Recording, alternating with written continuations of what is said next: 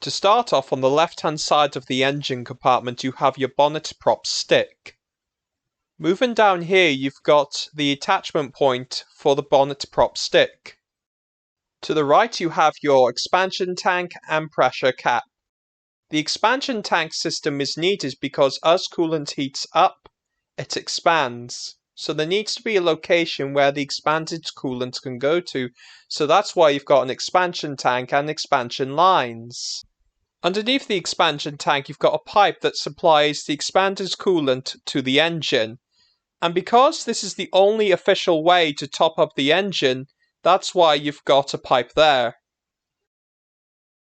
Moving the camera right, you have your actuator for your inlet camshaft variable valve timing system.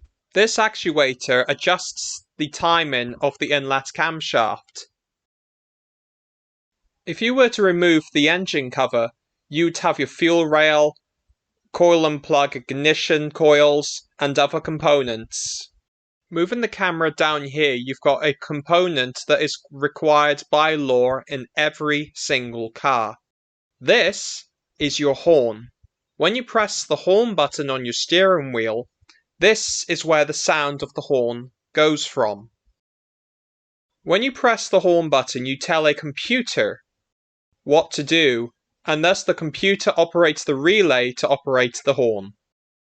In this location, you have your master cylinder and brake booster.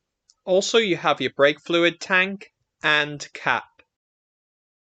On the cap itself, it tells you what the system requires.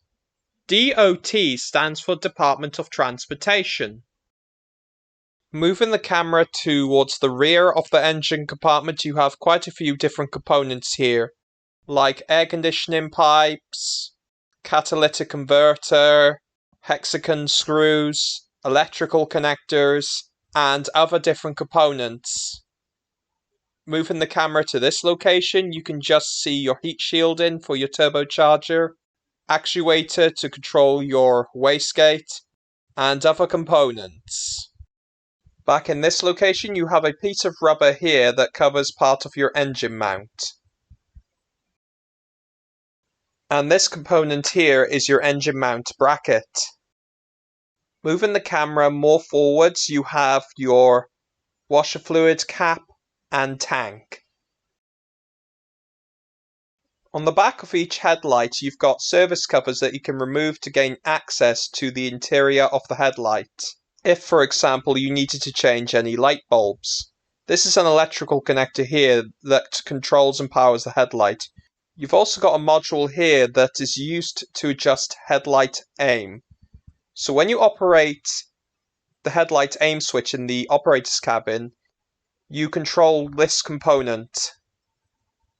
And of course, another one on the other headlight.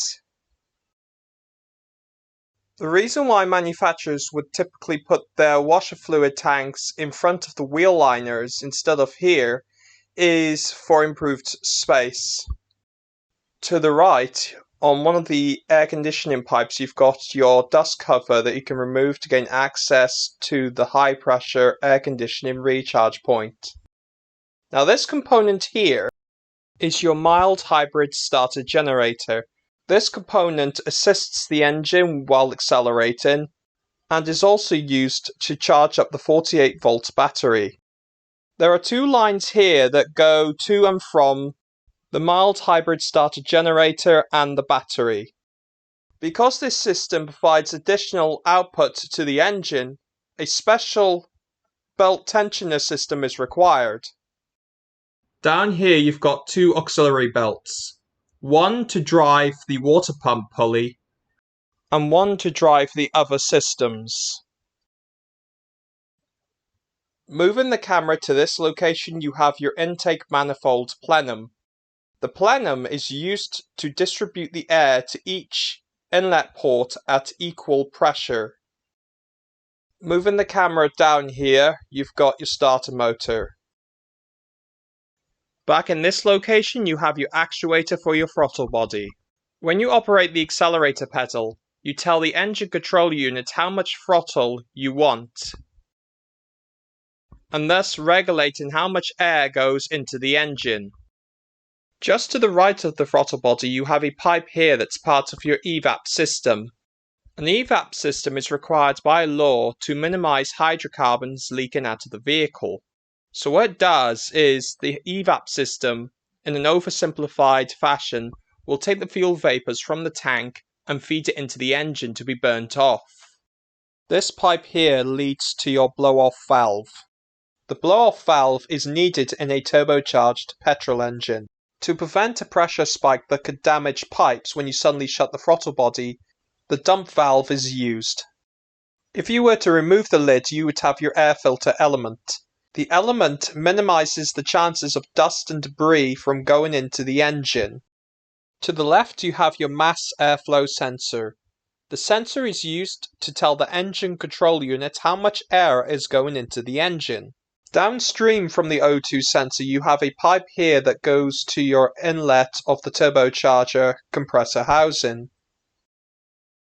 Moving the camera over here, you have your 12-volt battery. On the battery itself, you have a cover that covers your positive post, your negative post, and battery monitoring sensor. To the right of the battery, you have a lid. Under the lid, you have your power distribution box. Inside the box, you got fuses, relays, and also fusible links. Moving the camera to the rear right of the engine compartment, you have your ABS modulator. To the left of the ABS modulator, you have your steering rack, anti-roll bar, and other components. Thank you very much for watching my video, and goodbye.